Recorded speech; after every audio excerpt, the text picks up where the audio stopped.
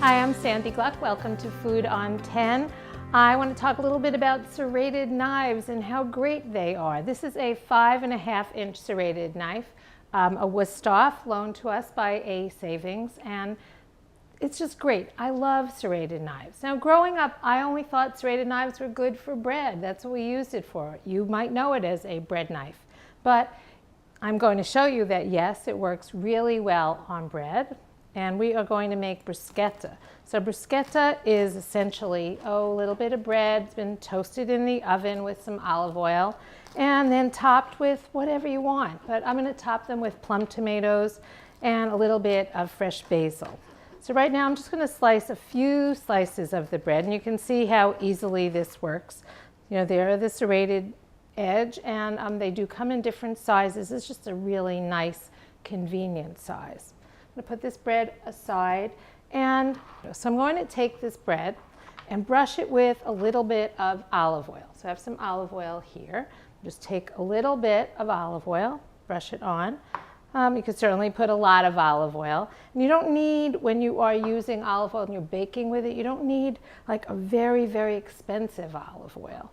Just a regular everyday, extra virgin is what you want to look for, but a regular everyday olive oil is perfect. So I'm going to brush it on one side, and then I am going to take, I have a baking sheet here. I'm going to take this, put it on upside down, so the side that I have put the oil on is turning upside down, because I want to brush the other side with oil as well. I'm going to take my brush, do that. This is a silicone brush. I like these very much. Lately I've been having trouble with the brushes that are made from animal hair. They seem to be shedding, so this works perfectly. Now I want to sprinkle a little bit of salt on that, just a little. And when you are sprinkling salt, it's easier to do that from high up. If you're down here, you're going to get it all in one area, high up, and you just sort of give it a little sprinkle. I'm going to pop this into the oven, and it'll go, for about 10 minutes.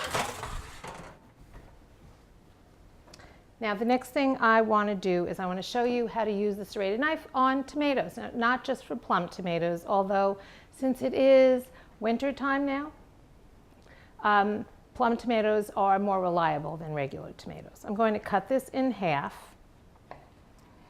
See how easily that goes through? I don't know if you've tried cutting up tomatoes with a regular knife. Sometimes they just squish on you. So this makes a really nice cut.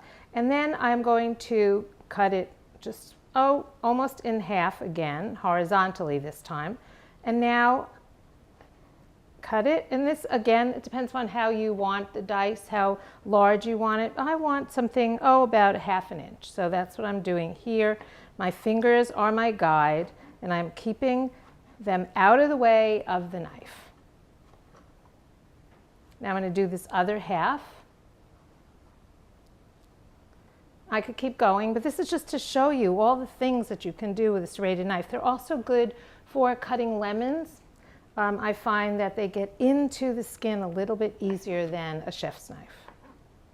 And the beauty is that you don't need to go out and buy a special tomato knife. You can go and you can find those, but this way you can use that knife. It's a multi-purpose thing, multitasking.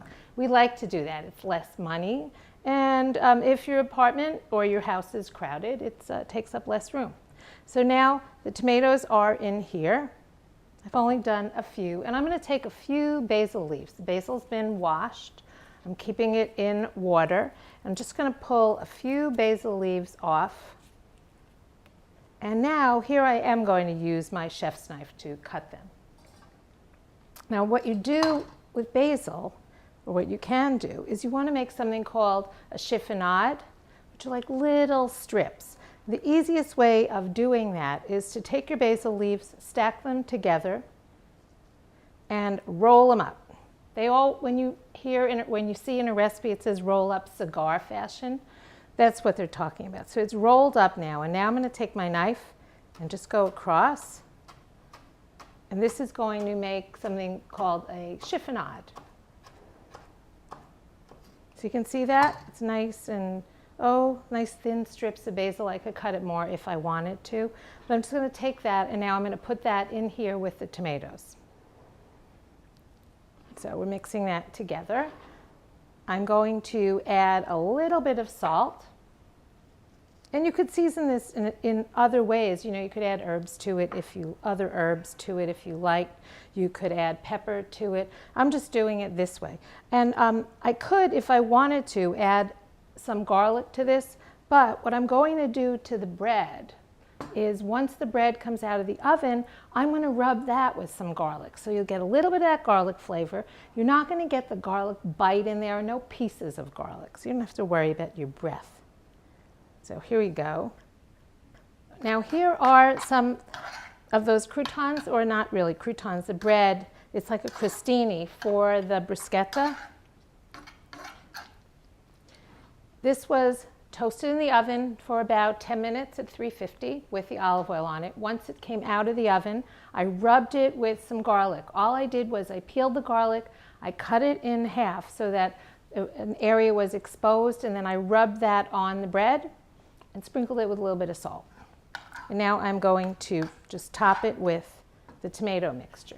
Now this is something that's great for a party, but one of the nice things about it is that you could do the bread a couple of days ahead. You could do the tomato mixture earlier in the day or even the day before, and then you just want to assemble it shortly before you're ready to eat it.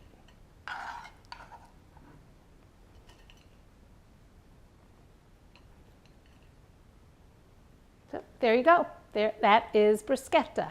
Thank you for watching Food on 10. I'm Sandy Gluck.